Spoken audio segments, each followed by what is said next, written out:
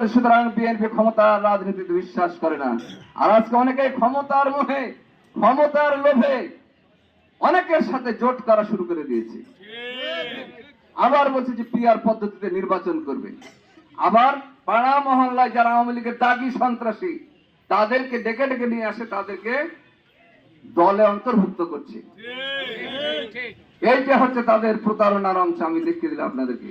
এবং তারা আগামী দিনে ইনসাফ করতে পারবে না মানুষের সাথে, আমরা জানি। কারণ তাদের যতগুলি প্রতিষ্ঠান আছে, একটা প্রতিষ্ঠানও তাদের দলের বাইরে একটা লোকও তারা ওইখানে চাকরি দেয় না। আপনারা যান, ওই যে ইসলামী মেডিকেল কলেজে যান, ইসলামী হাসপাতালে যান, ইসলামী ব্যাংকে যান, দেখবেন সবগুলি জামাত ইসলামের লোক আর শিবিরের লোক। কারণ তাদের কাছে কোনো ইনসাফ নাই, নিরপেক্ষতা তারা তাদের কাছে নাই। তারা শুধু তাদের ছাড়া আর কিছু বুঝে না। কিন্তু বিএনপি মানুষকে বলেছে সাম্য, মানবিক, উদার, গণতান্ত্রিক বাংলাদেশ গড়ে তুলতে চায় বিএনপি। সেই জন্য যে সাম্যের কারণে আমরা কি বলে আন্দোলন করেছিলাম? বৈষম্য বিরোধী আন্দোলন। মানে কারো প্রতি কোনো বৈষম্য করা হবে না। সুতরাং তাদের কাছে আমরা বৈষম্যের শিকার হবে তারা যদি ক্ষমতায় আসে। কারণ তাদের কোন প্রতিষ্ঠানে মেধাবীরা চান্স পায় না, যারা তার দল করে তারাই চান্স পাবে, এর বাইরে কেউ পাবে না।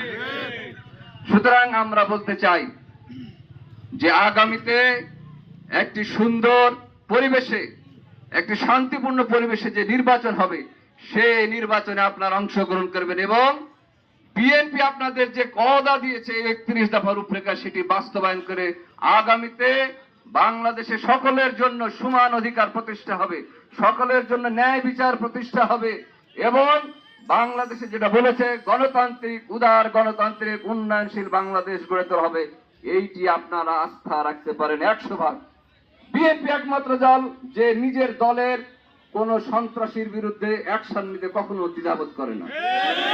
আপনারা দেখেছেন 2004 সালে, 2003 সালে বিএনপি ক্লিন হার্ট করে বিএনপির ভিতরে যারা সন্ত্রাসী বা অন্যায়কারী ছিল তাদেরকে গ্রেফতার করা হয়েছে, তাদের বিচারের ব্যবস্থা করা হয়েছে এবং এখনো যারা অন্যায় করছে তারা রেহাই নাই, তাদেরকে বহিষ্কার করা হয়েছে।